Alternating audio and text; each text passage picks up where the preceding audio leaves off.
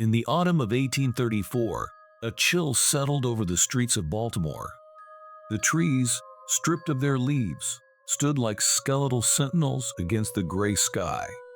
Within the crumbling walls of a modest home, a candle flickered, casting long shadows that danced along the walls, echoing the tortured thoughts of the man who dwelled there.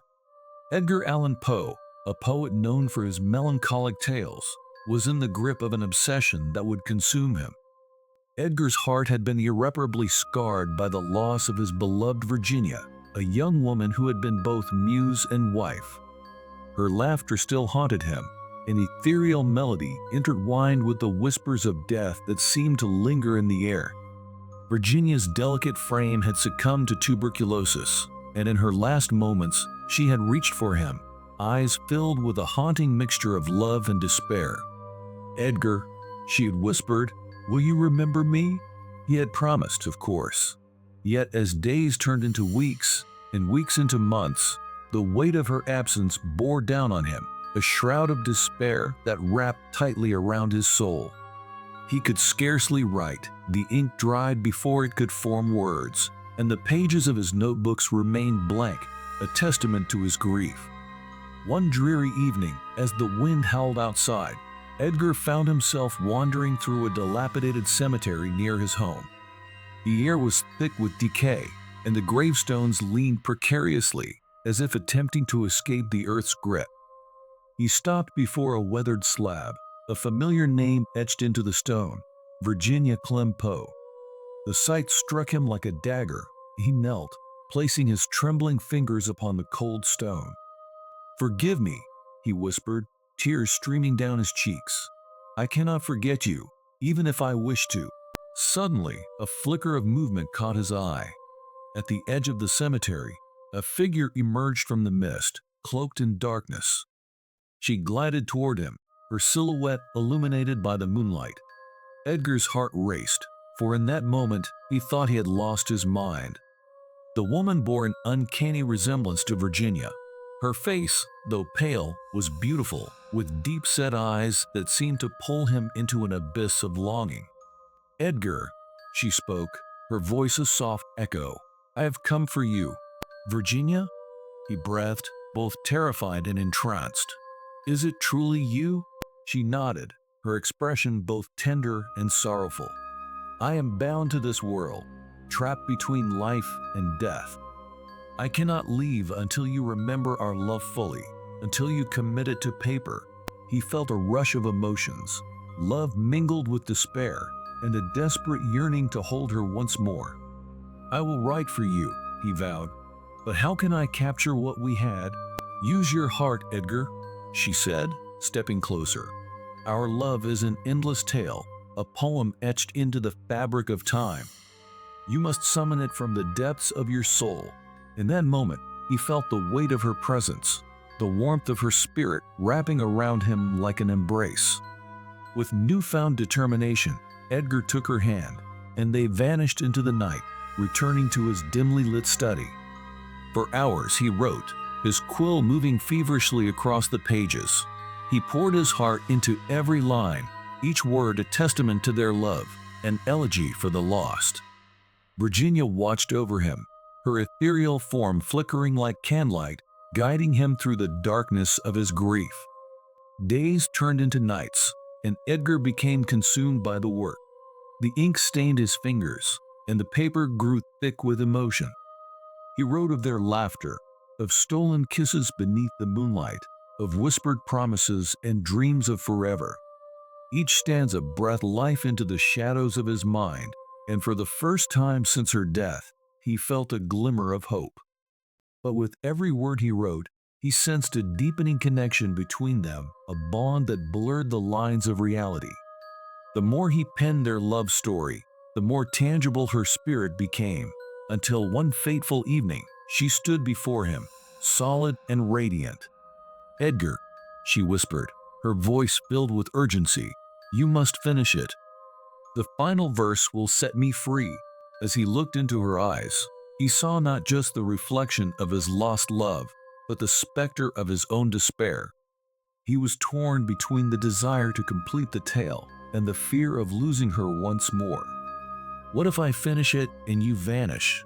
he asked, desperation clawing at his throat. "Then I shall always be part of you," she replied, stepping closer. "Our love will transcend time, a haunting that will linger in the hearts of those who read your words." With a heavy heart, Edgar returned to his desk, the flickering candle casting an otherworldly glow. He wrote of their final moments together, the promises of eternity, and the bittersweet taste of love intertwined with loss.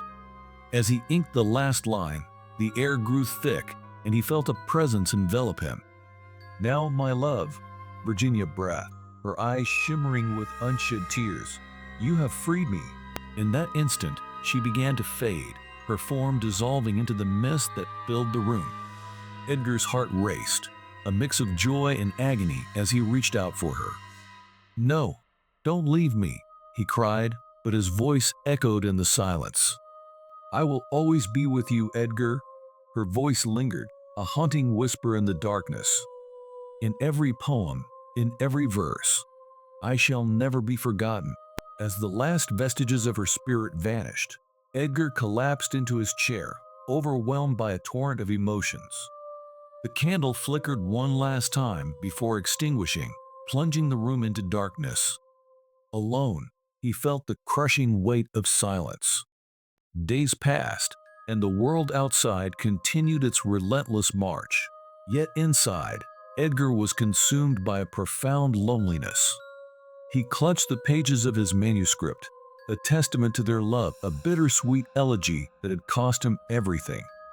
The first publication of Annabel Lee would come to define his legacy, a haunting tribute to his beloved Virginia. But each time he read the words, he felt her absence like a dagger to his heart. The memories of their time together, once a source of solace, became a tormenting reminder of what he had lost. Years turned into shadows, and the lines between reality and memory began to blur. Edgar found himself wandering the streets of Baltimore at night, lost in thought.